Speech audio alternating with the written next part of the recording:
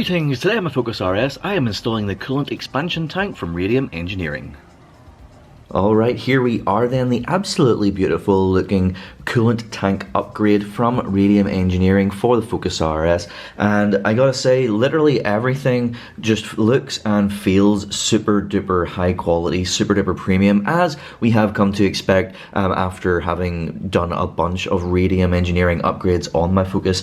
This is the tank, of course. It's in two parts. We bolt it together, which we'll get to obviously, but yeah, just really nice anodized aluminium finish with like all the logos and all that kind of stuff. We do have to build it obviously. They give us all of the bits and bobs that we need to do that. So in here we've got like the gasket, we've got the cap adapter and everything else. Had to go and get the matching Radium Engineering pressure cap as well, because you know you have to. That is sold separately unfortunately, and if you're doing this you have to remember that you can't just use the Ford cap. They're a different type. This is a sort of more traditional type. So yeah, reasons for doing this, apart from it looking absolutely awesome, in the engine bay once we get it installed you'll see how awesome it looks. It's weird, it almost makes it look like it takes up less space, but in fact one of the additional benefits of doing this is an extra 160 mil of coolant capacity, which is pretty cool. And then the other main reason is that the Ford plastic coolant tank is known to crack over time. So you know, obviously whenever the system is hot, then the coolant tank gets hot and then it cools down, so the coolant tank gets cold again. Just over time, that sort of constant, you know, heating up a lot, cooling down a lot, makes the plastic go a bit fragile and it can crack, in particular underneath.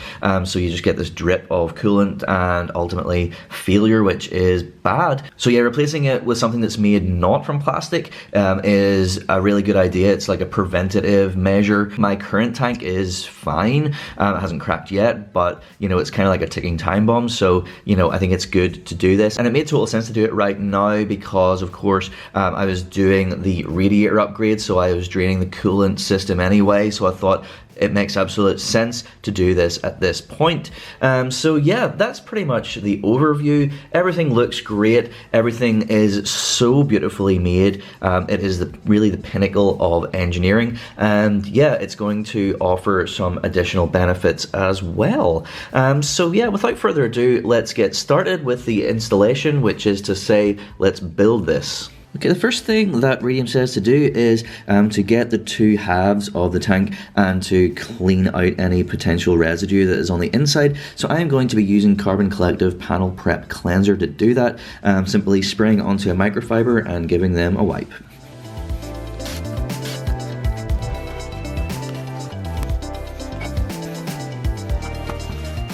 Next up, going to connect our little elbows. These elbows are for the little sight tube so that we can then see how much coolant is in the tank whilst in operation. So yeah, obviously there's two of these, one for each half. So we'll start with the top part of the tank.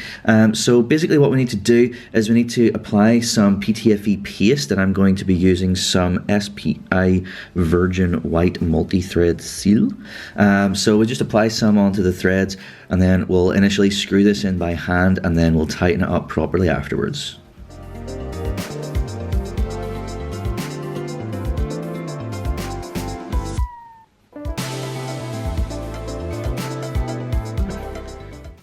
So I didn't go like overboard on that, just enough. So yeah, screw it in.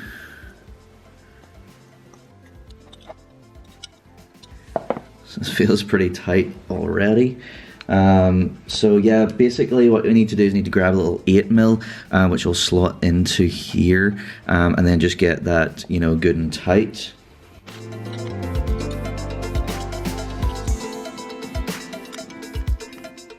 Alright, so there we go. That is as far in as I could physically get it. That is like ridiculously tight.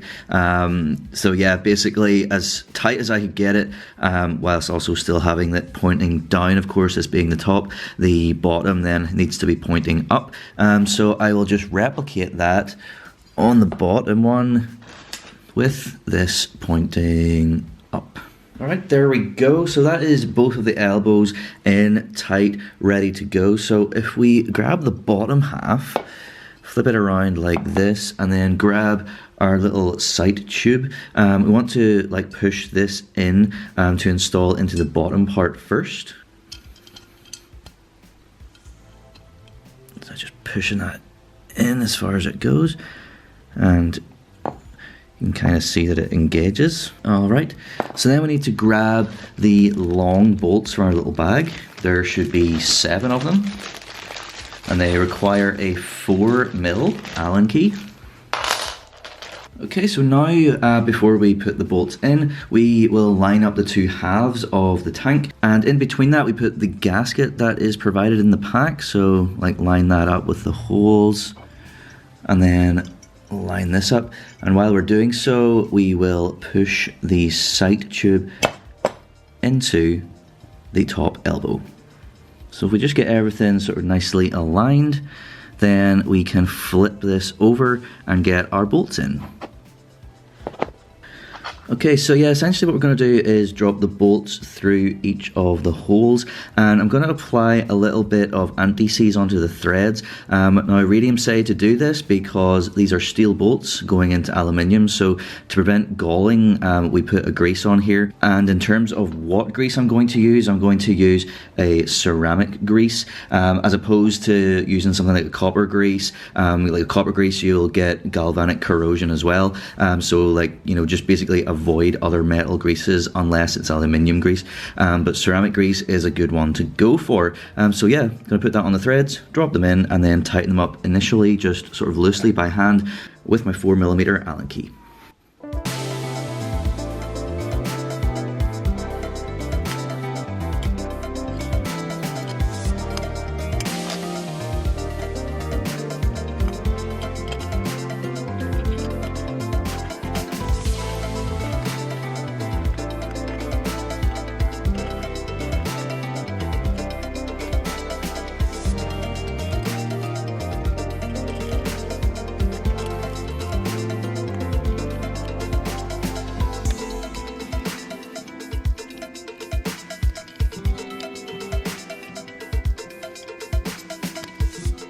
So there we are, those are just a little bit tight there using the little Allen key. Not too difficult other than I started using a 4mm, but actually as it turns out they require a 3mm. I wondered why my 4mm wasn't going in, but the 3mm, as you can see, goes right in. I don't know why Radium say you need a 4mm wrench, but actually it's 3mm, but there you go. So yeah, now in terms of actual tightening down properly, Radium give a torque spec of 6 Newton meters, which is quite a low amount of torque. Most torque wrenches only start at like 10 Newton meters. So I've got a little digital one here, and I'll dial in 6 Newton meters. Essentially though, 6 Newton meters is kind of just like, you know, hand tight with a normal wrench. But anyway, we'll get specific with the 6 Newton meters, and then that will be the 2 halves joined.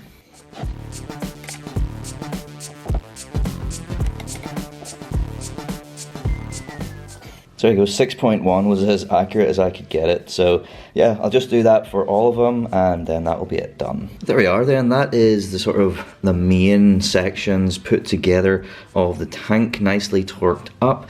The gasket you can see is sitting perfectly, and yeah, we can move on now and get our cap connection put in place. So this consists of an O-ring that goes into the slot, as you can see there, and then we have the actual cap connection, which we bolt into place with 3 little bolts that are provided, and these actually are 3mm. So yeah, we'll put a little bit of thread locker onto each of those and tighten those up. First thing though is to just double check that this is nice and clean. I'll just give this another little wipe with my cleanser, and then we'll get the O-ring into the groove. Alright, O-ring just goes right there. Lightly set this in place, and the little barbed portion points away in the same direction as our sight tube. Then we'll just get a little bit of thread locker. Thread locker on, we'll just drop that in. Grab a 3mm and just get it on the threads. Obviously not tightening this up just yet, just getting it in there. Then I'll do the same for the other 2.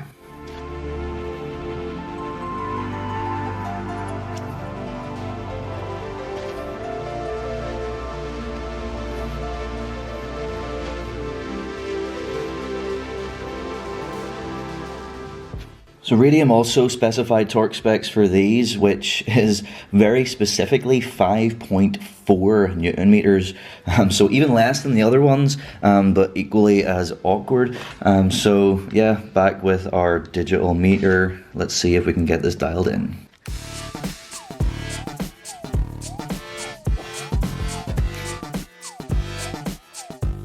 Alright, now we can plug the rest of these holes with all of the other connections that we have and get this sorted out. So first thing I'm going to do is we need to plug this one right here, and Radium provides a bung for that. So as you can see, this requires a hex to secure. Now weirdly enough and kind of awkwardly enough, all of the other things here are in millimeters. This one is a 3/8 Allen size, which is really awkward unless you have like a really extensive tool set. But like all my stuff is in millimeters. Now 3/8 is equivalent to, I think, 9.525 to be exact millimeters. So what I've got here is I have a 10 mil Allen ball end, and because the ball end tapers in, if you go straight on, it slots right in, and it should be fine as long as I keep it straight and don't, like, you know, go sideways. But yeah, I don't understand why the awkwardness of just randomly switching metric imperial. Like, it's a bit weird. But anyway, there's a little O-ring here, so we need to put a little bit of oil just on the O-ring, not the threads, just on the O-ring, just to lubricate that, and then that goes in here. It goes into this hole, which is the one that's beside the sight. So a little dab of oil, and just run that around the O-ring. That should be enough. Very little, don't need to go over the top. And then yeah, we'll screw it in just by hand initially. And then tighten it up. Alright, next up we'll do this top port here, which is the smaller of the two remaining connections. So that is what this one is. So again, you can hopefully see there is another O-ring, so we'll do the exact same thing, just lubricate that little O-ring, and then we will screw it in and secure that in there. I will use this aluminium wrench. So we'll get this in, get it nice and tight and pointing downwards, like that direction. This time I'm going to use this Q-tip just to get the oil on, just so I can be a little bit more precise.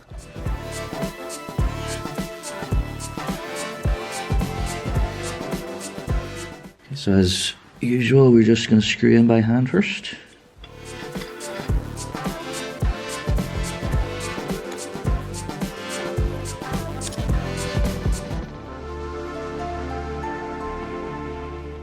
Whenever you're doing this, it will become pretty clear that it can only go in so far, and then you just stop. So yeah.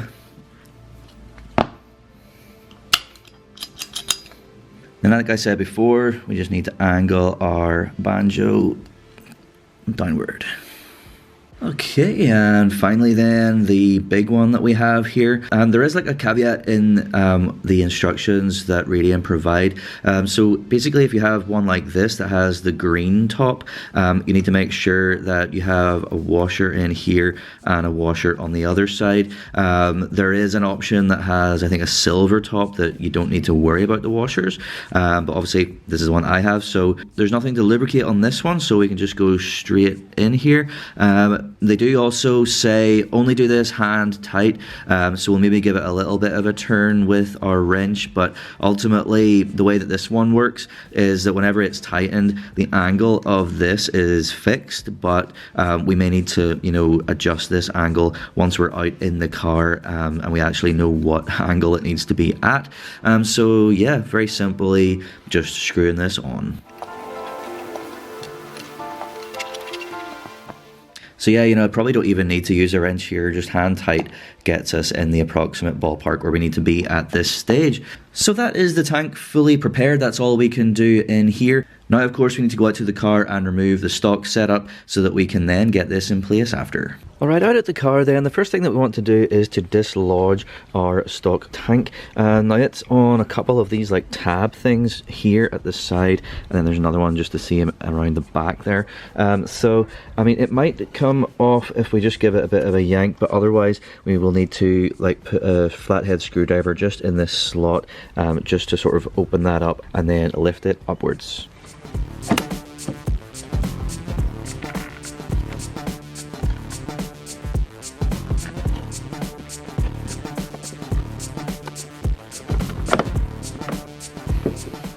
So yeah, the one at the side came up like no problem, but the one around the back needed a little bit of persuasion. But yeah, that's it loose all the way off now.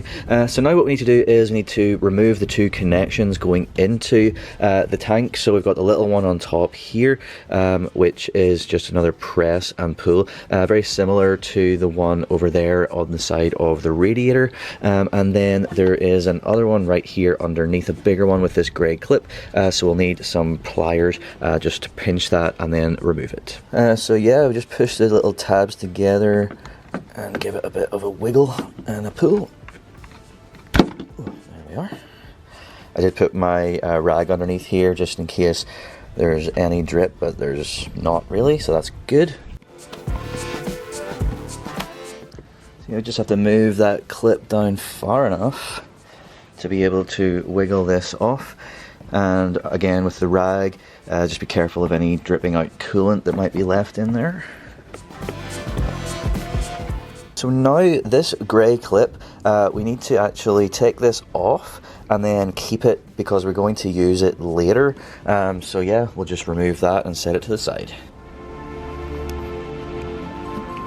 So there's more work to do to remove the old pipes, but I'm excited just to get some new bits in. So I'm going to put the bracket in for the radium tank, which goes into the circular holes on the two tabs where the old tank was, and that matches up with holes on the bracket, of course. So it goes approximately like that. And to secure that in there, we get a little 4mm hex bolt and a 10mm nut. So the nut goes around the back, and then the bracket in front, and then the bolt goes through. So in terms of how we're going to hold the nut around there, because obviously there's not a lot of space, the suggestion is open-ended wrench or spanner, slot it in there, and then use tape to like hold it, and then we'll go around the back, get it secured on the threads, and then we can just pull that to get the wrench out. So yeah, gonna do that. Also gonna do a little bit of blue thread locker, and yeah, let's get it in there.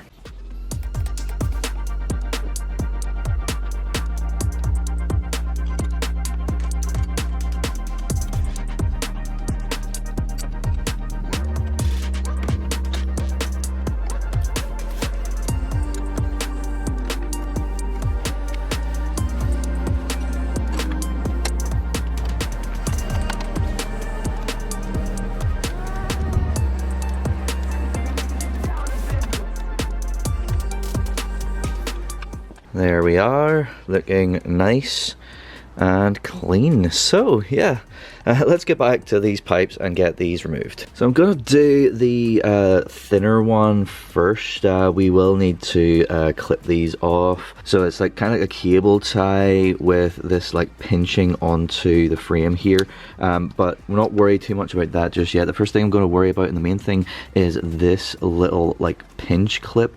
So like these are, you know, a slightly annoying thing, but we basically need to remove this, which will then allow us to remove the pipe from this like Y connector here.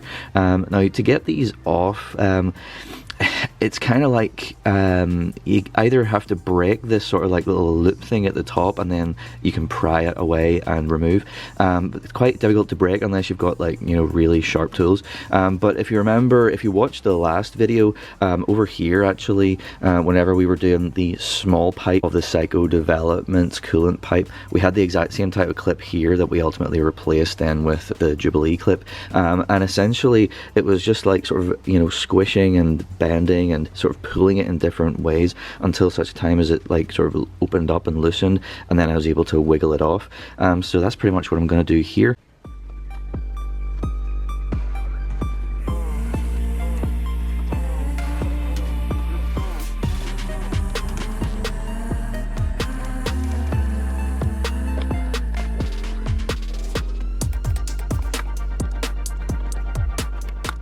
So yeah, pretty difficult. I ended up taking the intake out just to get a bit of extra space in here.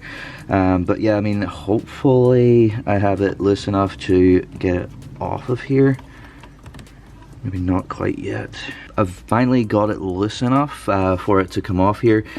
So before I slide it off, I have put my rag underneath as before.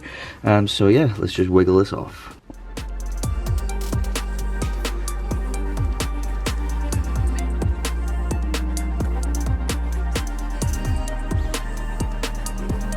There we go. So yeah, thankfully that's the only one of those that we have to do.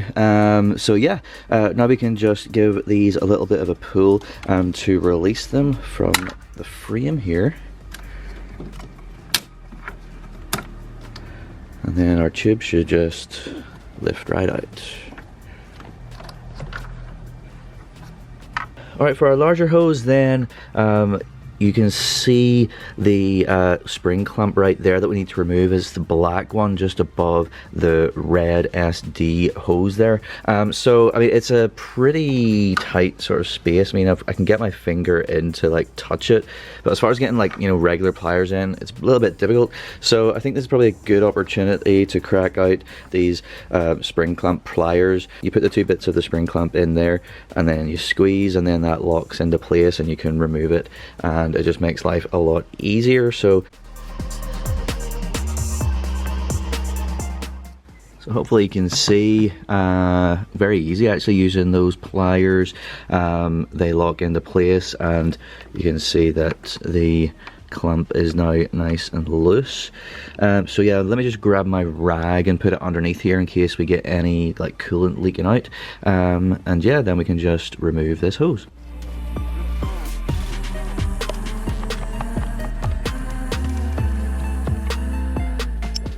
So you can see a tiny bit of coolant there just at the top of the pipe, but I'm not sure if any actually came out.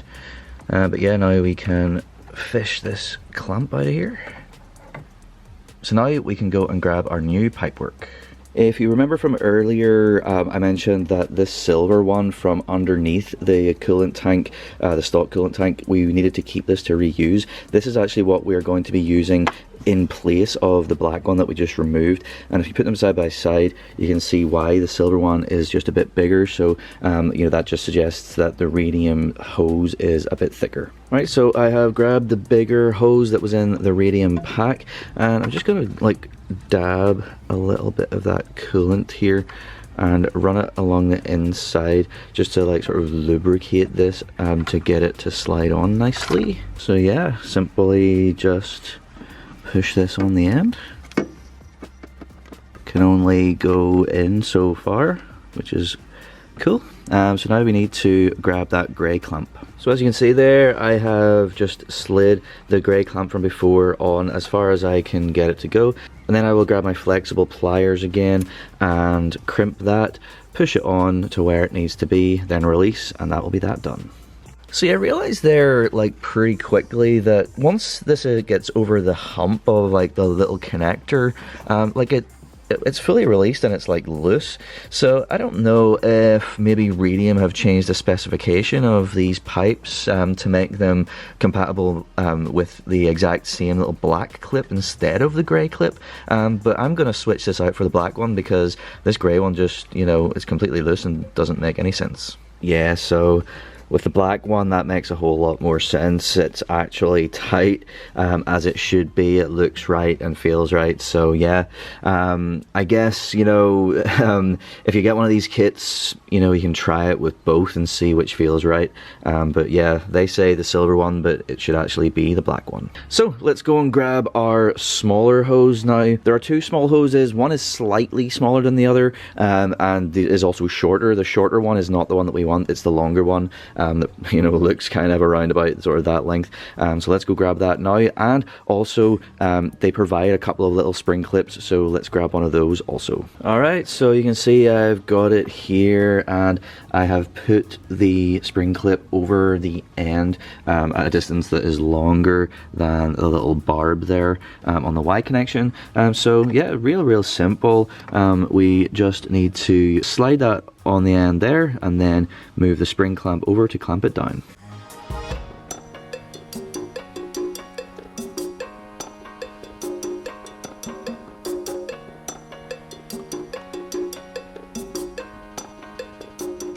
Right, next thing that we need to do is to reroute the pipe underneath the AC pipe here.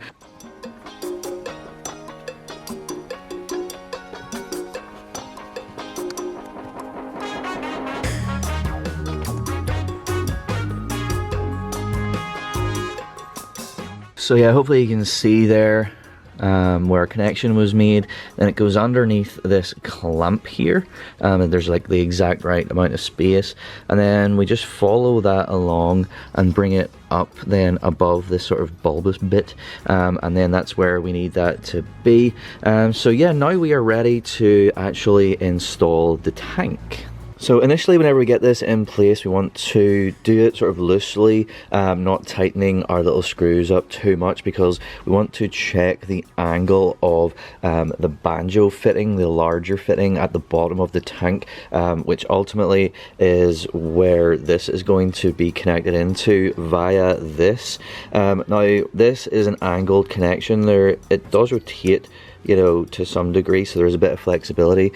So yeah, I'll get it in temporarily, make sure that we're pointing the right direction, then we'll take it off and tighten up the banjo connection on the tank. So there are 3 of these screws, line up the holes on the bracket with the holes in the tank, and yeah, they require a 4mm Allen key.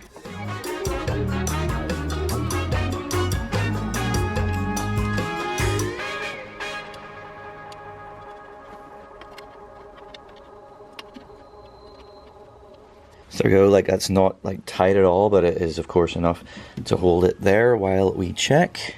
So I think I'll just loosely screw this onto the banjo connection, just to give us a really good idea of the direction that it's pointing.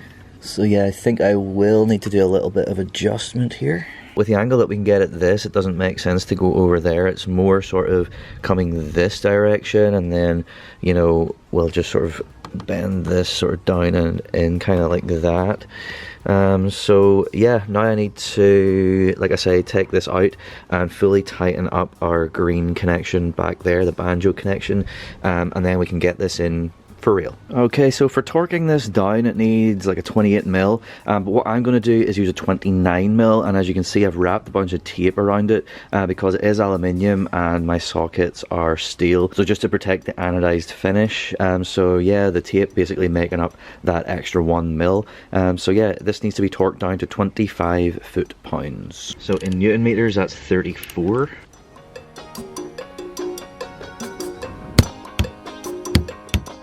Okay, so I took our swivel joint off and the tape off, and as you can see, we don't have any damage to the anodizing, which is perfect. One little thing that we're going to route in just before we put the tank back in like permanently is like the overflow hose. I'll just go grab that now. So this is it here, the last thing that is in the box, the shortest, thinnest hose. So essentially the way that this works is there's a port on the side of the neck filler, so if there's ever a time where the cap opens due to pressure, anything that comes out will basically be routed out through this, and where this goes is literally that hole right there just in the chassis, and then it basically just dumps anything out over the top of the wheel arch. So just because it's like right in the middle of everything that's going on here, it's better to just route this in before we put the tank in on top, while we can see what we're doing, you know.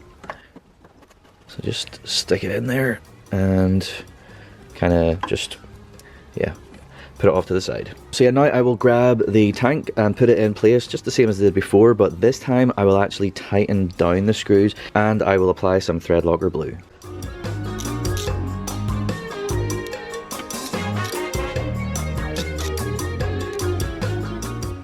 Okay, so you can see our little overflow pipe. Whilst I was doing that, I kind of routed that up through this inner part of the bracket. So what I need to do now is just sort of pull this up through a bit and then locate it onto the barb. So there we go, that's it all the way on. I think this is a pretty good amount. If you have it any shorter, you're probably going to have a kink, you know, like a really sharp bend right here. So, you know, having it out a bit more and then having a more sweeping sort of S shape is, I think, better. So yeah, that's that bit done. Now we can move on to getting our 2 main hoses connected. So yeah, we'll do the lower down one first, which is the big one. So the first thing that we need to do is essentially cut this to length. So if we manipulate it down here, you know, we can kind of see, you know, approximately where we need to cut it. So we just need to take into account our little angled connection, because that adds a bit of length on here. Cut it to size, and then we need to connect this to the angled connection onto the barbs. Just push it on, and then we screw that on here, and that will be that one done. That is where I cut it to. That's the amount that I cut off. So yeah, just need to push that onto the barbs of this all the way in, and then we can get that screwed on.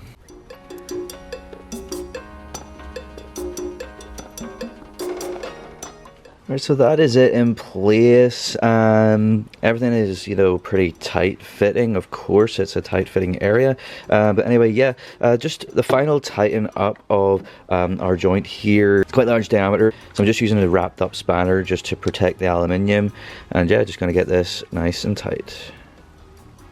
Alright, so that's the big connection done, so just this one left. So once again, we need to cut this to size, so essentially sort of bending it to the approximate place where we want to have it, and yeah, then just cutting it to length. So just checking the routing, if we have it going just past this bulbous bit of the AC, then under our main one, and then just up and through. We don't really need to chop too much off of it.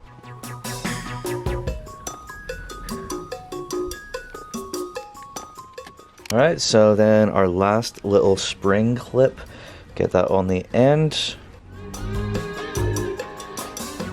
Down a decent wee bit just to start with and get it on. Alright, now we can just push this onto the barb like we did on the other end.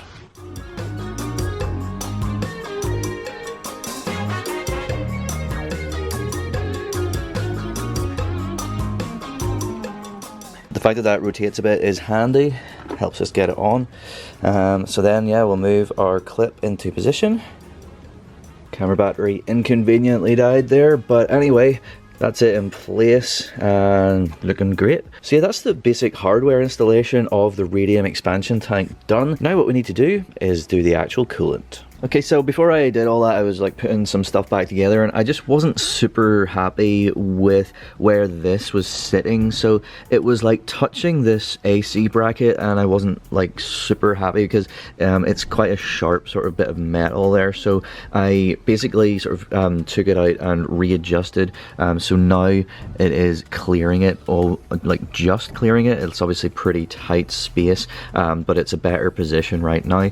So yeah, anyway, on to filling up the tank, which is the first step. So in terms of what we're filling it with, this is the correct stuff, the Ford Service Super Plus Premium, which if I flip it around, you can see the specification number right there.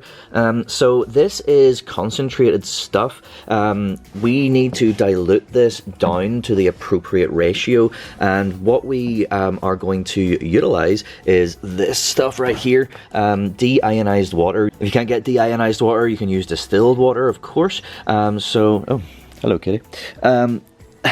So yeah, the ratio basically that we need to mix is just an exact 50-50. So 50% of this, 50% of this, and that is our mix. I've gone ahead and I have actually got this here ready to go. This is mixed up 50-50. You only ever need to change the ratio if you live in extreme temperature conditions, either like extremely hot or extremely cold, but that doesn't count for me where I live, or for most people for that matter. Alright, once we have our coolant ready to go, the first thing we do is fill the tank just as we are sitting here with the car off, just sitting, not doing anything. So we fill it as much as we can until such a time as our sight gets up to the top, basically full. So that will be the first stage, and then we need to move on and actually fire the car up to get things circulating, because essentially what we are looking to do right now is to remove the air from the system as well as obviously fill it up. So currently, you know, there's going to be coolant in the engine, and because because this is part 2 of the series where we did in part 1 the radiator and our nice red pipes. All of that is just air. There's no coolant in them, but we need to displace that air with coolant. So basically whenever we fill this up initially, it'll go down a certain degree, but there'll be like trapped air and we need to release that. So we get as much in as we can and then we release it, or degas, or bleed it, whatever you want to call it, by running the engine. But we'll get to that in a second. Like I say, first step, I'm just going to go grab a funnel and we will get that filled up as much as we can just with the car off.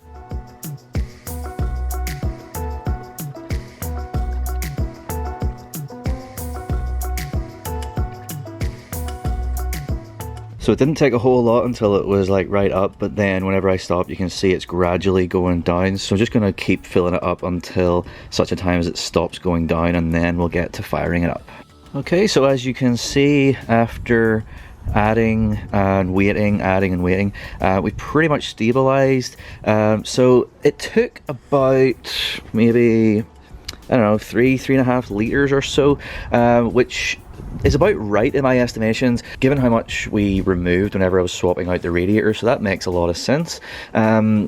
I've never expected to use even this whole thing, or even to need to do the full capacity, because, you know, I wasn't doing a full engine flush. I just had out what we removed doing the radiator. The full capacity is about 9 point something liters, but yeah, like I say, I never expected to need the full capacity. So yeah, I'm gonna go grab the key now and we can fire it up. So the idea here is that we fire the engine up. What we want to do then whenever we're inside the car is put the blower on minimum and the heat on maximum, and then what will happen is whenever the engine gets up to temperature, the thermostat will open and we'll start getting like a flow of coolant, and essentially whenever it's flowing, that's going to just naturally push the pockets of air towards the expansion tank. So we leave the cap off so that that air that is released into the tank can then come out the top and just go into the atmosphere, and that is basically the bleeding process.